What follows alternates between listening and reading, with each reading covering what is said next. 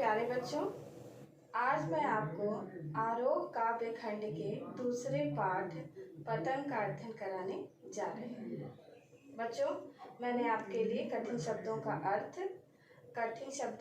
अर्थ तथा पतंग कविता की पंक्तियां भेज दिया है। आप उसको देख करके पढ़ लीजिएगा और अब इसकी व्याख्या आपके सामने प्रस्तुत है।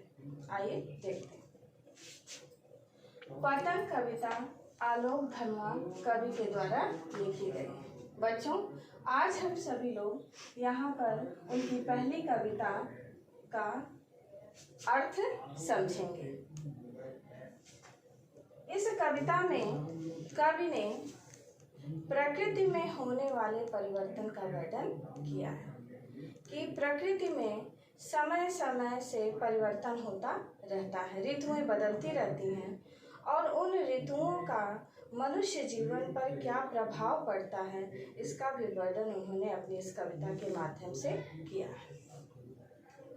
पतंग कविता के माध्यम से कवि ने बाल सुलभ चेष्टा का भी वर्णन किया है कि बच्चे कितने खुश होकर के इस शरद ऋतु में पतंग उड़ाते हैं। बच्चों, इस कविता में वर्षा ऋतु का अंतिम महीना भादों का वर्णन किया गया है, जब बहुत तेज तेज से बारिश होती है और बारिश होने के कारण पूरा आकाश बिल्कुल अंधेरा दिखाई देता है। उस भादो ऋतु के बाद जब शरद ऋतु का आगमन होता है, तो शरद ऋतु के आगमन से पूरा आकाश, पूरा वातावरण प्रकाश से युक्त हो जाता है। जहाँ कभी बच्चे अपने घरों के अंदर कैद रहते हैं, बंद रहते हैं, बाहर नहीं निकल पाते, बाहर चारों तरफ पानी भरा होता है, वहीं शरद ऋतु के आगमन से उनका जीवन खुशियों से भर जाता है। वो खुश होकर के छतों पर जा कर के पतंग उड़ाते हैं, साइकिल चलाते हैं, घूमते हैं, टहलते हैं और इस मौसम का भरपूर आनंद लेते हैं। प्रकृति का बड़ा ही मनोहारी वर्णन कवि ने इस कविता में किया है कि शरद ऋतु का आगमन कैसे होता है, उसको किसकी तरह से बताया गया है और किस तरह से बच्चे इस मौसम का भरपूर आनंद लेते हैं। आइए इसके विस्तार से हम लोग यहाँ पर अर्थ समझते हैं। कविता। सबसे तेज बौछारे गई भादो गया, सबसे तेज बौछारे गई भादो गया।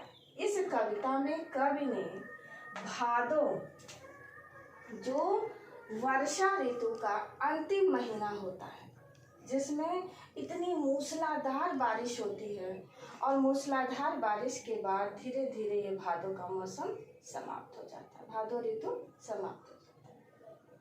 तो आलोक धनवा जी कह रहे हैं कि सबसे तेज बौछारे गई, यानी सबसे तेज बौछारों वाला महीना भादों का, जिसमें मूसलाधार बारिश होती रहती है, लगातार बारिश होती रहती है और पूरा आकाश बिल्कुल बादलों से भरा रहता है, चारों तरफ कालिमा रहती है, जगह जगह नदी नाले पानी से भरे रहते हैं, कीचड़ रहता है। सभी लोग इस मौसम में अपने घरों के अंदर बंद रहते हैं और खास करके बच्चे जो अपने खिड़की दरवाजों से झांकते हैं, देखते हैं कि बाहर का मौसम कैसा है, वो उस मौसम में निकल कर खेल नहीं सकते। तो आलोक धनवा जी कहते हैं कि सबसे तेज बौछारों वाला मौसम भादो का महीना, जो हमेशा बारिश से भरा रहता है, उसमें पानी ही बरसता रहता है, ऐसा भादो का महीना अब चला गया। सवेरा हुआ, यानी सवेरा होने का मतलब है कि भादो का महीना समाप्त हो गया है और अगला जो सवेरा हुआ है यानी शरद ऋतु का आगमन हुआ है। बच्चों, जब शरद ऋतु का आगमन होता है तो पूरा आकाश चारों तरफ प्रकाश से युक्त हो जाता है। सवेरा हुआ यानी शरद ऋतु का आगमन हो गया।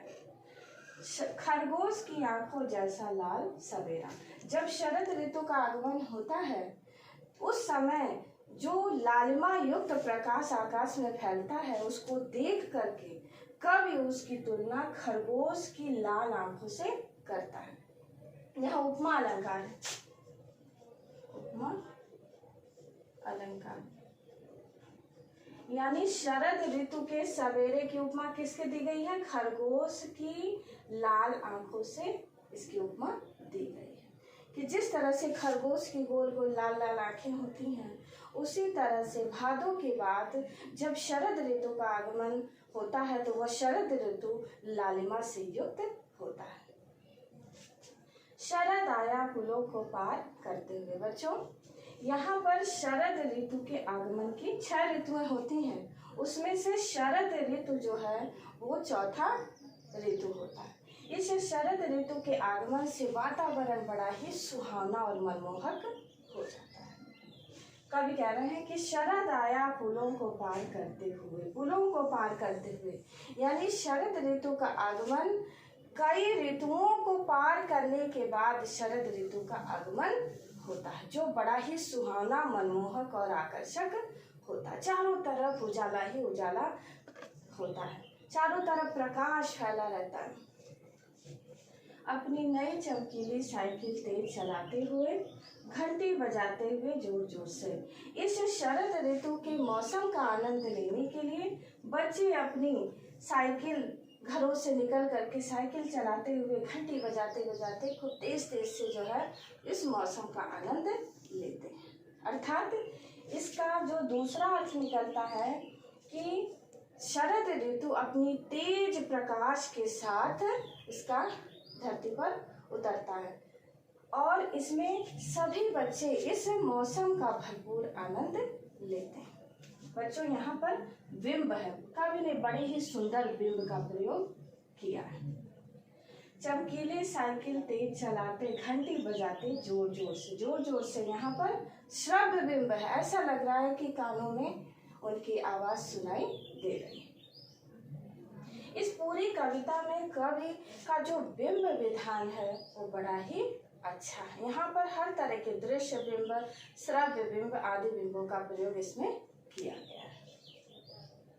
चमकीले इशारों से बुलाते हुए, शरद ऋतु अपने चमकीले प्रकाश से युक्त होकर के वो सभी की ओर इशारा करता है कि सभी लोग अपने अपने घरों से बाहर निकले। खास करके बच्चे, वह बच्चे जो अपनी छतों पर चढ़ करके पतंग उड़ाते हैं, क्योंकि इसके पहले जब भादों का महीना रहता है तो इतनी ज़्यादा बारिश होती है कि बच्चे इस मौसम में पतंग नहीं उड़ा पाते।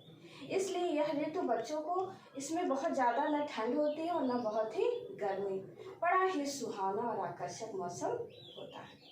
तो यह ऋतु बच्चों को बुलाता है कि आओ आओ अपनी छतों पर खड़े होकर के अब तुम इस मौसम का भरपूर आनंद लेते हुए पतंग उड़ाओ। चमकीले इशारों से बुलाते हुए, अपने तेज प्रकाश से, मनमोहक आकर्षक वातावरण से सबको बुलाता है, बच्चों को बुलाता है कि तुम सभी बाहर आओ और इसका भरपूर आनंद लो। आकाश को इतना मुलायम बनाते, स्पर्श भी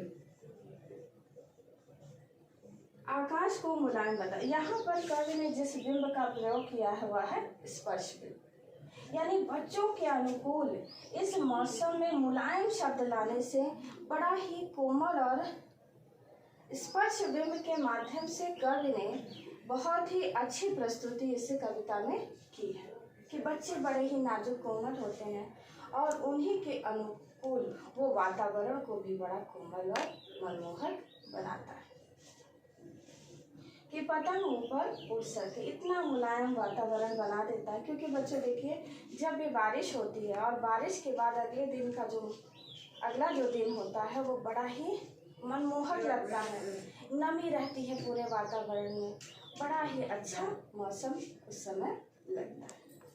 दुनिया की सबसे हल्की और रंगीन चीज उड़ सके। कवि ने पतंग को दुनिया की सबसे हल्की चीज कहा है, यानी इस पंक्ति में अतिशयोक्ति अलंकार है, जबकि पतंग दुनिया की सबसे हल्की चीज नहीं होती।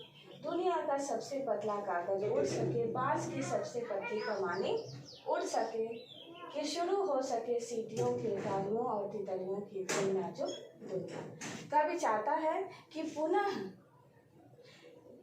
तितलियों की नाजुक दुनिया, यानी रंग बिरंगे कपड़े पहन करके छोटे छोटे बच्चे जो हैं इस मौसम का भरपूर आनंद ले सकें, खुल करके मैदान में आए, खेलें कूदें, पतंग उड़ाएं और दुनिया का सबसे पतला हल्का, सबसे पतला कागज, सबसे पतली कमानी से बना हुआ पतंग जो है वो पूरे वातावरण में उड़ सके, यानी बच्चे खुश होकर के इस मौसम का आनंद ले सकें और पतंग जो है आकाश में उड़ सके। यानी इस कविता में कवि ने पतंग के माध्यम से बच्चों की स्वाभाविक क्रियाओं का वर्णन किया है कि बच्चे किस तरह से खुश होकर के, प्रसन्न होकर के अपने अनुसार आकाश में पतंग उड़ाते हुए, किलकारी मारते हुए इस मौसम का आनंद लेते हैं। अभी मैंने आपको पतंग कविता का अर्थ समझाया है। अब मैं उसके बाद आपको उस कविता का कला पक्ष यानी सिर्फ सौंदर्य बताने जा रही हूँ। देखिए, भाषा। पतंग कविता में बोलचाल की सरल व प्रवाहमयी भाषा का प्रयोग कवि ने किया। उर्दू शब्दावली का प्रयोग है। 2 ऋतुओं के संधिकाल में पतंग उड़ाने वाले बच्चों की प्रसन्नता का वर्णन कवि ने किया है। बच्चों, खरगोश की आंखों जैसा लाल सवेरा, इस पूरी पंक्ति में उपमा अलंकार है। उपमा अलंकार आपको बताया भी जा चुका है, लेकिन एक बार मैं और बताना चाहती हूँ कि उपमा अलंकार वह अलंकार होता है जिसमें हम किसी एक वस्तु की उपमा किसी दूसरे श्रेष्ठ वस्तु से करते हैं। यहाँ पर शरद ऋतु की उपमा खरगोश की लाल आंखों से दी गई। जोर जोर से में पुनरुक्ति प्रकाश अलंकार है। सुंदर बिंब विधान है। पतंग कविता में कवि ने बिंबों का बड़ा ही सुंदर प्रयोग किया। बिंब विधान बड़ा ही अच्छा है। बालकों के व्यवहार का स्वाभाविक वर्णन है। पतंग के कागज व बांस की कमानी को दुनिया का सबसे पतला कागज और सबसे पतली कमानी में अतिशयोक्ति अलंकार में, यानी पूरी कविता में 2 अलंकारों, उपमा अलंकार और अतिशयोक्ति अलंकार का प्रयोग किया गया है। इस प्रकार बच्चों, ये पहली कविता का कला पक्ष यानी सिर्फ सौंदर्य है। धन्यवाद।